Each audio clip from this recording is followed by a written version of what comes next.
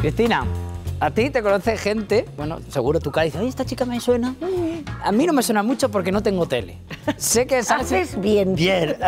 Sé que has salido y sales, ¿no? No sé si sales aún, en series como Amar en tiempos revueltos, Sí, Velvet, en ¿no? La República. La República, has hecho cine, teatro. ¿Qué hay que hacer para hacer tantas cosas a día de hoy? Madre mía, ¿Cómo lo esto, haces? mira, esto es el trabajo siempre, Sí. ¿vale? El esfuerzo siempre, Sí. dejar una buena huella también siempre, pero también es una dosis de un poquito de suerte. De suerte también. También un poquito de suerte. Yo he comprobado que de repente hay casualidades en la vida, que de repente te cruza con alguien y de ahí puede salir algo. Ah, bueno, siempre sí. y cuando tu trabajo Esté bien hecho. esté bien hecho. Y entonces, la gente, los chavales que dicen, oye, quiero ser actor, quiero ser actriz y me quiero ir a Madrid. Tú, ahora que no soy nadie, Ya. ¿esto qué pasa con No, esto? te lo voy a decir en secreto. Sí, que no, ¿vale? que esto de aquí no sale.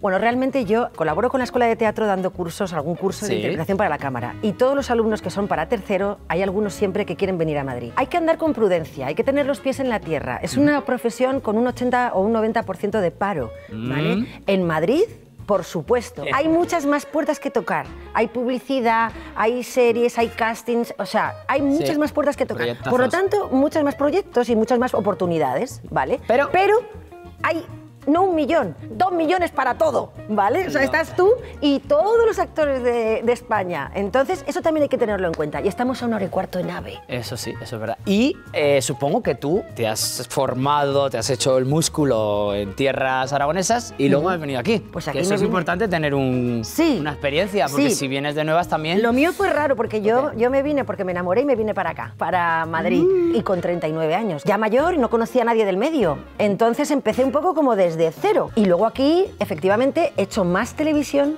curiosamente, que teatro. Has venido a Zaragoza otra vez. Sí. Te han dicho, ven aquí, porque te han dado un premio el día, el día del teatro. Aragoneses por el mundo. Que ¿Por estuve, qué? Es que estuve a punto de decir, bueno, ¿cómo que por el mundo? Que sean 1h15, que estáis todos invitados a casa a un café.